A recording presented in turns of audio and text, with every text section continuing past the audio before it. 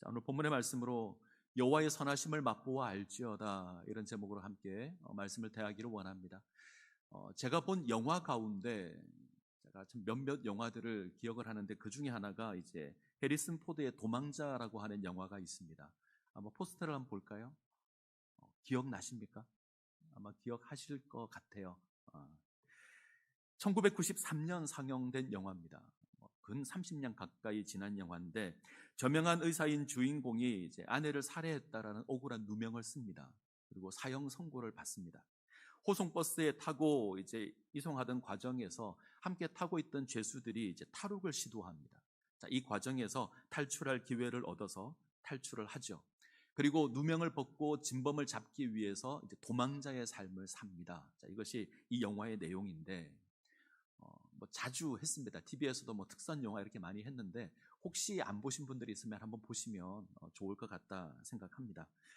제가 이 영화를 종로에 있는 서울극장에서 봤습니다. 지금은 좀 좋게 바뀌었는데, 바뀌기 전에 예전에 영화를 봤는데, 표를 구매를 했는데 맨 앞좌석밖에 없어서 표를 맨 앞좌석을 구매를 했고요.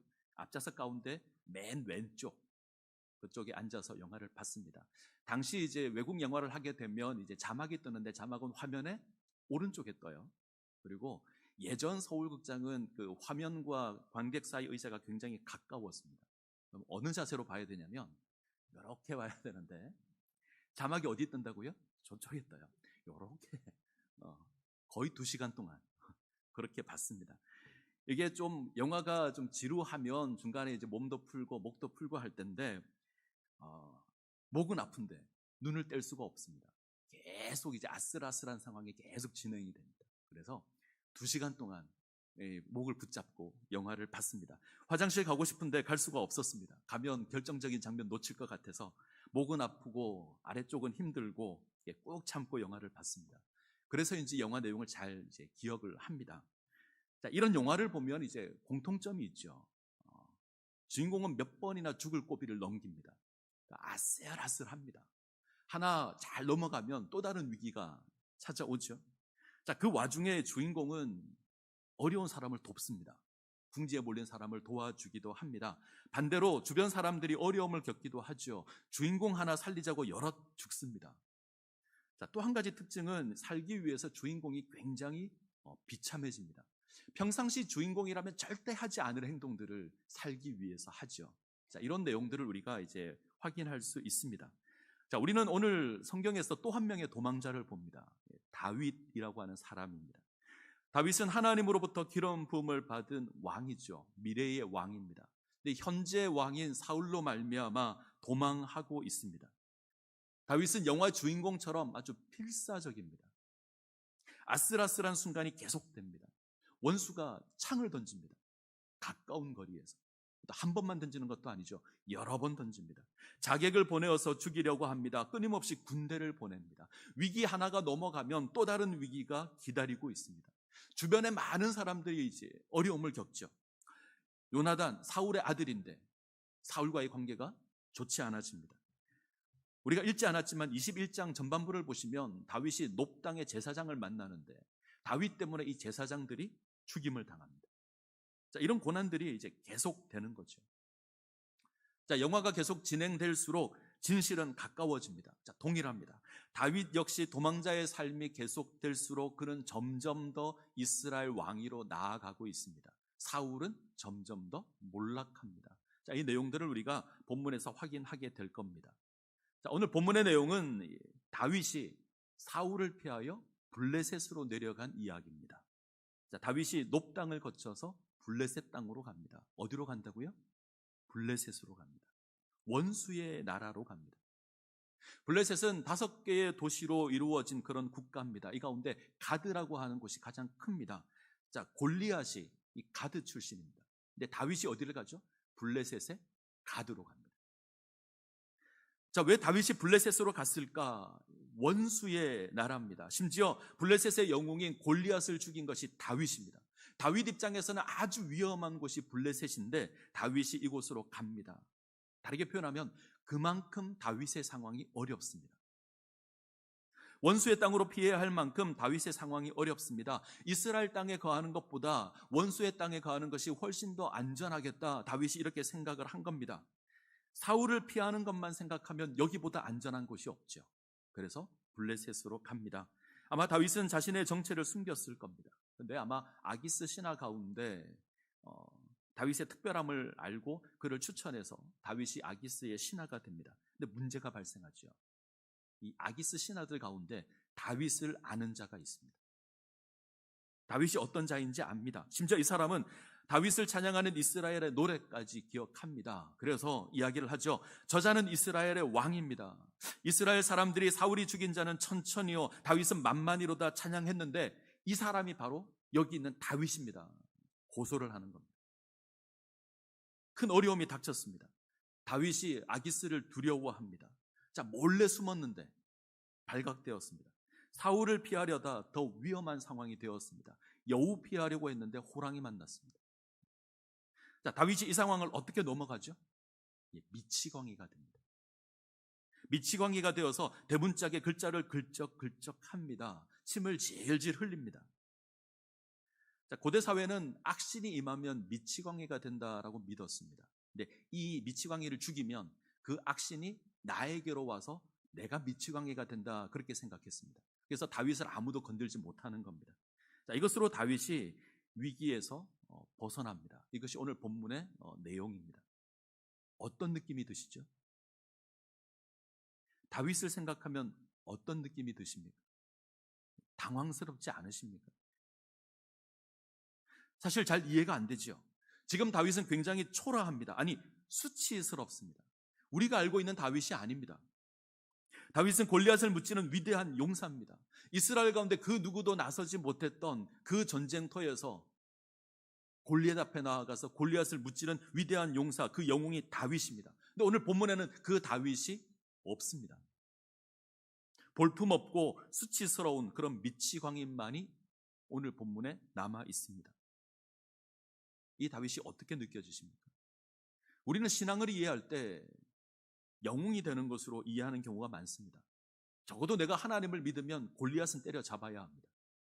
지팡이를 내가 들면 홍해가 갈라져야 합니다. 죽은 자가 살아나야 합니다. 이런 기적을 경험하는 것이 예수 믿는 거다 생각하시는 분들이 많습니다. 사업을 하면 성공을 거두어야 합니다. 죽을 병에 걸리면 나아야 합니다. 우리가 생각하는 믿음의 모습입니다. 소위 간증이라고 하는 것도 늘 이런 거죠. 내가 예수 믿었더니, 내가 하나님 믿었더니 내 죽을 병이 나았다. 내가 사업을 성공했다. 이런 것들이 간증의 내용입니다.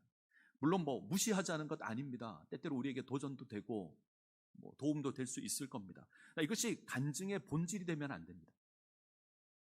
내가 예수 믿어서 내 인생이 변했습니다. 내가 하나님 없는 인생 살았는데 내가 하나님 섬기는 인생을 살게 되었습니다. 예전에는 이 땅이 전부인 줄 알고 이 땅에서 잘 먹고 잘 사는 것만 바라보고 살아왔는데, 그래서 다른 사람 속이는 인생을 살았는데 이제는 내가 그렇게 살지 않습니다. 이렇게 고백하는 게 간증이 되어야 합니다. 내가 예수 믿었더니 내가 변했습니다. 이게 간증이 되어야죠. 자, 무슨 말이냐면 우리는 어떤 영웅이 되는 것으로 믿음을 이해하는데 그게 아니라는 겁니다. 그리고 우리의 삶을 보면 이런 영웅과 같은 모습이 잘 나타나지 않습니다. 도리어 패배자가 될 때가 훨씬 더 많습니다. 우리는 골리앗 무찌르기를 원하는데 도리어 비굴하며 목숨을 구걸해야 될 때가 훨씬 더 많습니다. 자, 우리 신분은 화려하죠. 하나님의 자녀. 이것보다 화려한 신분은 없습니다. 하나님의 자녀입니다. 천지를 창조하신 그 하나님의 자녀가 우리들입니다. 택하신 족속이다. 왕같은 제사장이다. 거룩한 나라, 그의 소유된 백성, 놀랍고 화려한 간판을 우리가 가지고 있습니다. 때문에 우리는 그런 간판에 어울리는 삶을 기대하죠. 모세처럼 놀라운 역사를 일으켜야 합니다. 여호수아처럼 세상을 정복해야 합니다. 다윗처럼 골리앗 때려 잡아야 합니다. 근데 우리 모습을 보면 그렇지 않습니다. 이제 고민하죠. 나의 믿음이 부족한가? 뭐가 잘못되었는가? 왜 하나님은 나에게 역사하지 않으시는가? 이런 고민이 있죠. 자, 오늘 본문을 다시 한번 잘 보시면 이 아기스의 신하들이 다윗을 이스라엘의 왕으로 부릅니다. 이는 그 땅의 왕 다윗이 아닙니까? 자, 지금 이스라엘의 왕은 사울이죠. 그럼에도 불구하고 이 블레셋 사람들은 다윗을 이스라엘 왕으로 고백합니다. 자, 이 고백이 틀린 고백인가요? 아니요, 맞는 고백입니다. 비록 감추어져 있지만 다윗은 이스라엘의 새로운 왕이며 미래의 왕입니다. 근데 그 왕이 원수의 나라에 몰래 도망자로 숨어들었습니다. 미치광이가 됩니다. 자, 여기에 놀라운 진리가 있습니다. 두 가지 신분이 있죠. 하나는 왕입니다. 하나님께서 세우신 왕입니다. 한 가지는 도망자입니다. 이 어울리지 않는 신분이 다윗에게 있습니다. 왕인데 도망자입니다. 이 어울리지 않는 그림이 다윗의 모습입니다. 그리고 우리의 모습이기도 합니다. 왕인데 도망자입니다. 왕의 신분을 가지고 있는데 도망자의 삶을 삽니다. 하나님의 백성인데 나그네의 삶을 삽니다. 우리의 신분입니다. 자, 기분 나쁘지 않으셨으면 좋겠습니다. 우리는 영웅이 되는 것으로 우리의 신분을 확인하기를 원하는데 하나님께서 우리에게 허락한 삶의 모습을 보면 나그네의 삶입니다. 다윗의 모습을 보면 도망자의 삶을 사는 겁니다. 자, 이 낮아지는 것으로 우리의 신분을 확인해야 합니다. 이것이 오늘 우리가 살필 본문의 내용입니다. 자, 고린도후서 11장을 한번 가볼까요? 고린도후서 11장.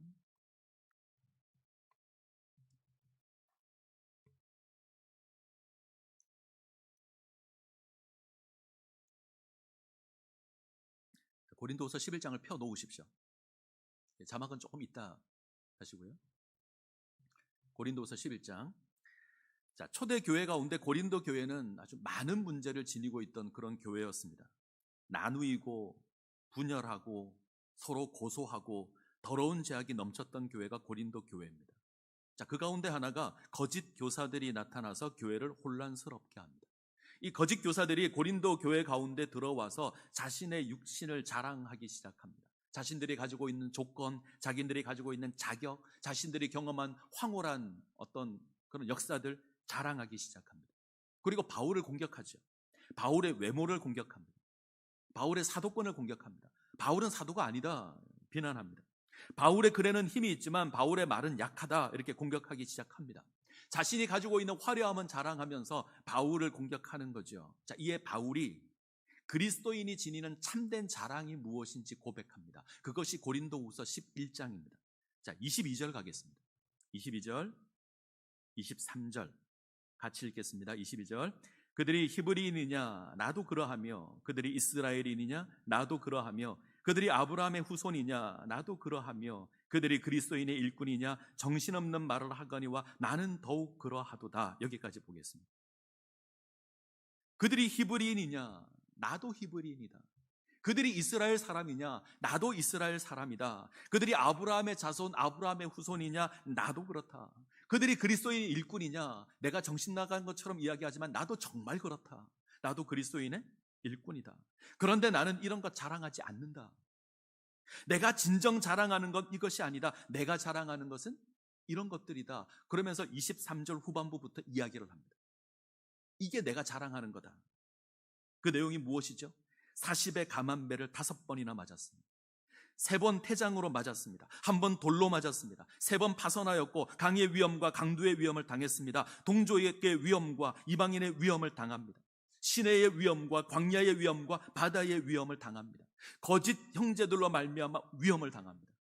이게 자랑의 제목입니다. 승리하는 것입니까? 화려하게 되는 건가요? 아닙니다. 고난당하는 겁니다. 예수 믿는 것은 예수로 말미암아 고난당하는 겁니다. 이거 자랑하는 겁니다. 복음을 인하여 당하는 고난을 자랑합니다. 바울이 고백하는 자랑이 이겁니다. 강하고 화려하고 승리의 삶을 사는 것 자랑하지 않습니다. 영웅이 되는 것 자랑하지 않습니다. 고난당하고 수치당하고 멸시당하는 것 이거 자랑합니다. 자, 이 자랑의 절정이 어디냐면 32절입니다. 32절 가죠. 자, 32, 33 같이 읽겠습니다. 다메섹에서 아레다 왕의 고관이 나를 잡으려고 다메섹 성을 지켰으나 나는 광주리를 타고 들창문으로 성벽을 내려가 그 손에서 벗어났노라. 자, 우리가 고대 전쟁 영화를 보게 되면 재밌는 장면을 보게 될 때가 있습니다. 공격하는 쪽은 언제나 긴 사다리를 가지고 성벽에 걸쳐놓고 올라갑니다. 열심히 올라가죠. 볼 때마다 저 미련한 놈 그러면서 봅니다. 너무 이제 위험하잖아요. 위에서 조금만 하면 얼마든지 죽을 수 있는, 볼 때마다 참 무모하다 생각이 듭니다. 너무나 위험하고 바로 죽을 것 같은데 이 영화를 보면 끊임없이 올라갑니다. 자, 너무나 미련해 보이지만 왜 그런지 이유가 있습니다. 이는 성에 가장 먼저 들어간 자가 성을 정복한 자라는 명예를 얻습니다. 성에 가장 먼저 들어가면 이 성을 정복한 자가 그 사람 이름으로 기록이 됩니다. 열심히 올라가는 겁니다. 이게 가장 영광스러운 겁니다. 그러니까 반대가 있습니다. 가장 수치스러운 거 무엇인지 아십니까? 전쟁 중에 몰래 도망하는 거, 뒷구멍으로 몰래 도망하는 거, 가장 부끄러운 것이고 가장 수치스러운 겁니다. 특별히 성벽에 구멍을 통하거나 성벽을 타고 밤에 몰래 도망하는 거, 가장 수치스러운 겁니다. 근데 지금 바울이 어떻게 도망을 가죠? 창문을 통해 바구니를 타고 도망합니다. 그리고 이 수치스러운 것이 나의 자랑이다 고백합니다. 너무 수치스러운 거죠. 몰래 도망했는데. 그런데 바울은 고난당하고 수치스러운 상황에 놓인 것, 이것이 나의 자랑거리다 이해를 합니다. 그렇게 고백합니다. 자, 이 다윗의 모습, 바울의 모습이 이해가 되십니까? 정말 이해가 되시나요? 자, 시편 34편을 가볼까요? 시편 34편.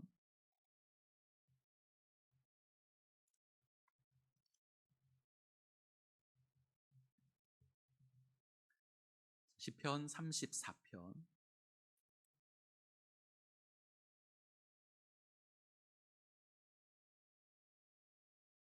시편 34편은 하나님의 구원을 찬양하는 시입니다. 어려움 가운데 있었는데 하나님께서 구원해 주셨다. 자, 이 시를 제대로 이해하려면 제목을 보셔야 합니다. 자, 제목을 보면 우리가 보는 34장 4편 1절 위에 제목이 있죠. 이렇게 되어 있습니다. 다윗이 아비멜렉 앞에서 미친 채 하다가 쫓겨나서 지은 시. 다윗이 아비멜렉 앞에서 미친 채 하다가 쫓겨나서 지은 시. 오늘 사무엘서에서 우리가 대하고 있는 본문이 이 시의 배경입니다. 자, 이 시에 시편 34편의 중심 주제를 찾으라면 8절입니다. 8절 같이 읽겠습니다. 8절 같이 읽습니다. 너희는 여호와의 선하심을 맛보아 알지어다. 그에게 피하는 자는 복이 있도다. 여호와의 선하심을 맛보아 알지어다. 오늘 설교 제목입니다. 여호와의 선하심을 맛보아 알지어다. 이것이 이 시의 주제입니다. 하나님의 선하심을 맛보라. 자, 이 8절을 기준으로 앞쪽에 주어진 내용은 내가 이런 고난 가운데 있었는데 하나님께서 구원해 주셨다. 이것이 하나님의 선하심이다. 8절 이후는요. 너희도 이 선하심 맛봤으면 좋겠다. 너희도 하나님의 선하심 경험했으면 좋겠다. 이게 8절 이후의 내용입니다. 자, 지금 다윗이 하나님의 선하심이라고 제시하는 게 뭐죠? 오늘 본문입니다. 블레셋 왕 아기스 앞에서 미친 척해서 구원받은 사건입니다. 미치광이처럼 행동해서 목숨을 구걸한 사건을 놓고 다윗이 이렇게 고백합니다. 하나님의 선하심을 맛보아 알지어다. 오늘 다윗의 모습이 은혜가 되십니까? 정말 아멘이 되십니까? 다윗의 지혜가 정말 탁월하다 그렇게 느껴지십니까? 다윗의 재치가 정말 탁월하다 이런 마음이 드십니까? 반대지 않습니까? 이게 무슨 구원인가? 참 처량하다. 다윗은 자존심도 없는가? 이런 마음이 드시지 않습니까? 제가 보기도 그랬습니다. 자존심 상하는 일입니다. 이 수치스러운 겁니다. 간판은 왕입니다. 블레셋 사람들이 이스라엘 왕이라고 부릅니다. 그런데 그 왕이 도망자가 됩니다. 미치광이가 됩니다. 문에다 글자를 글적여야 합니다. 수염 맺힘을 질질 흘립니다. 미치광이 흉내를 냅니다. 수치스럽게 되는데 그것으로 고난을 벗어납니다. 멋지게 탈출한 것도 아니죠. 적장에 목을 벤 것도 아닙니다. 미치광이가 되어서 쫓겨났습니다. 자, 도망자도 이런 도망자는 없습니다. 근데 다윗이 고백합니다. 하나님의 선하심이다. 여호와 하나님의 선하심이다. 전 이 고백이 충격이었습니다. 제가 시편 34편을 대하고 이 말씀을 공부할 때 전 이게 충격이었습니다. 미치광이가 되었는데 하나님의 구원이라고 고백합니다. 통곡하고 따져도 시원하지 않을 겁니다. 근데 이것을 하나님의 선하심이라고 고백합니다. 더 충격적인 건 이거 본받으라고 합니다. 우리들은 미치광이가 되라고 합니다. 이것이 하나님의 구원하심이다. 이것이 하나님의 선하심이다 고백합니다. 자, 34편 4절 보시죠.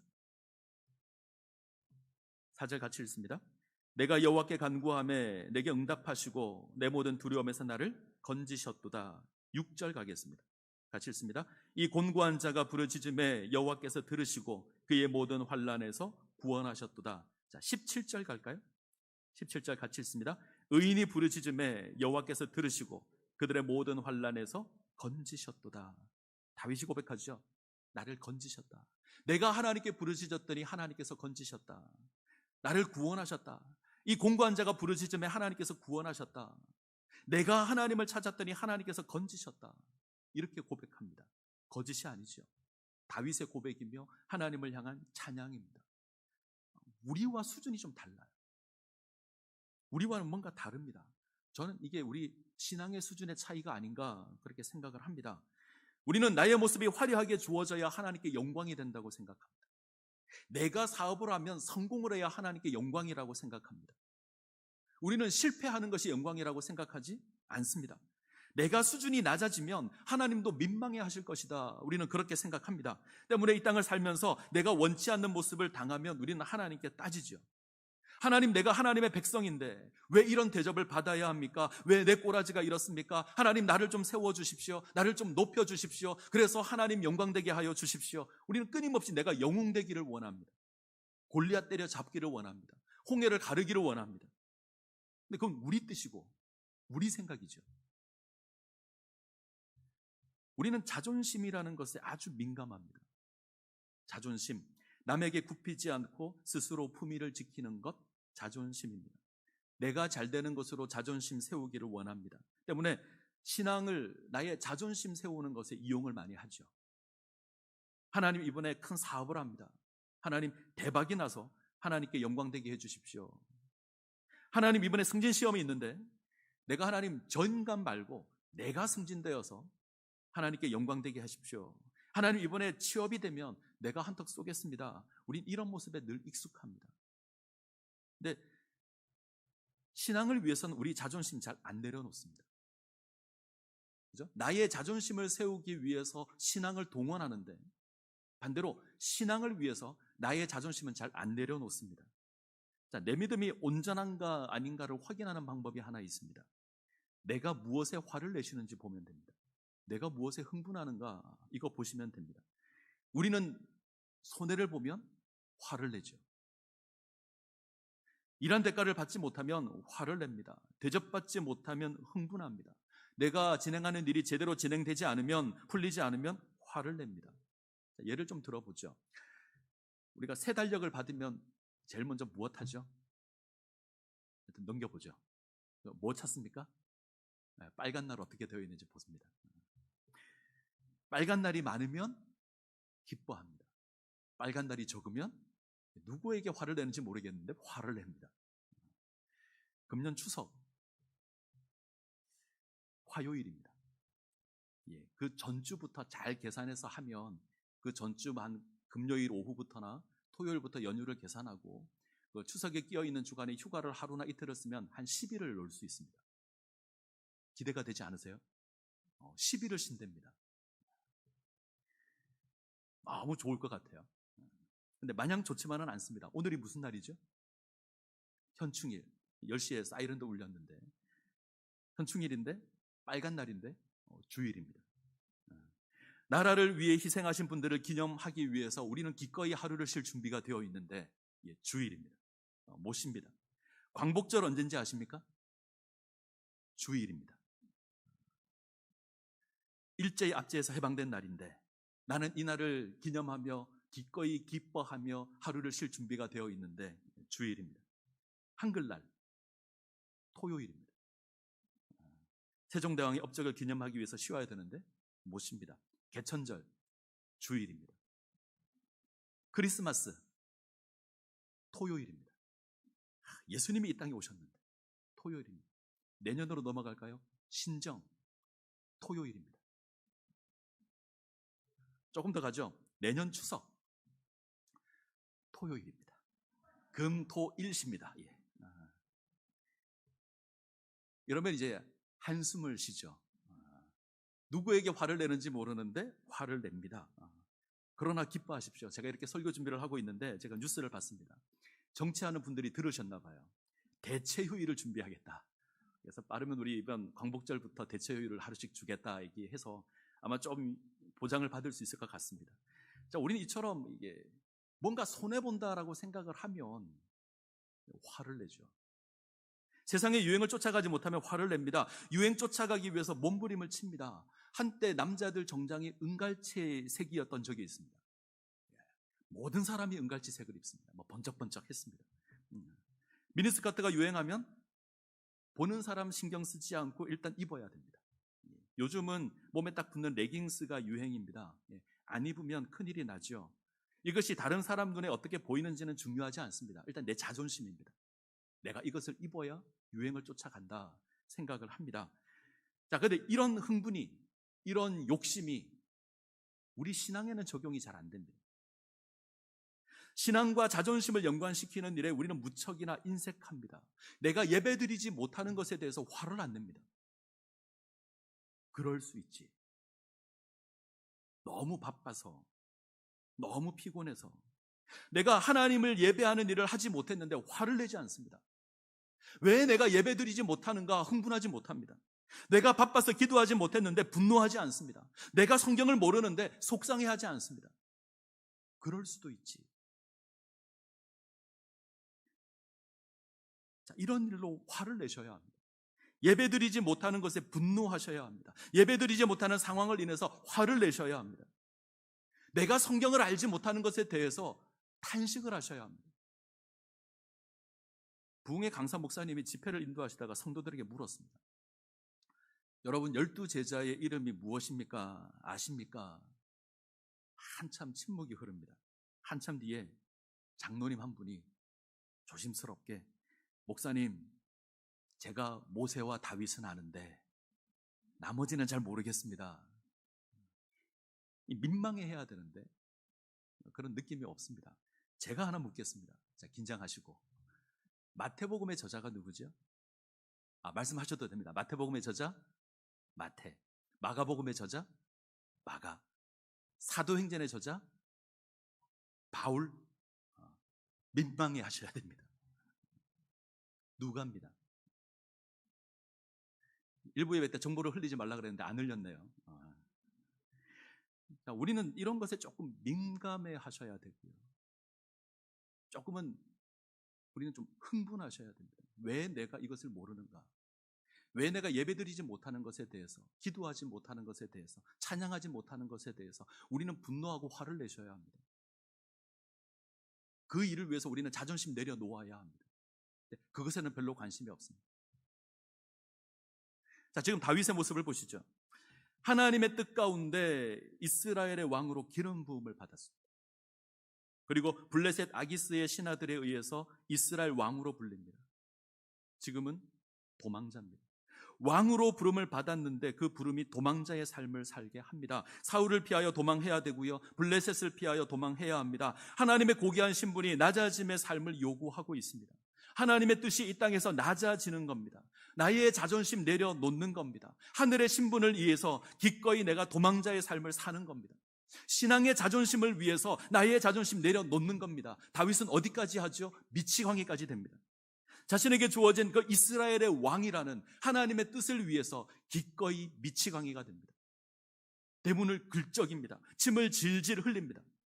기꺼이 수치스러운 자리까지 내려갑니다. 이것으로 하나님 뜻 이루어 가기를 원합니다. 그리고 고백합니다. 하나님의 역사입니다. 하나님의 선하심입니다. 자, 이런 것이 신앙입니다. 하나님 앞에서 나의 자존심 내려놓는 것이 신앙입니다. 이것이 믿음입니다.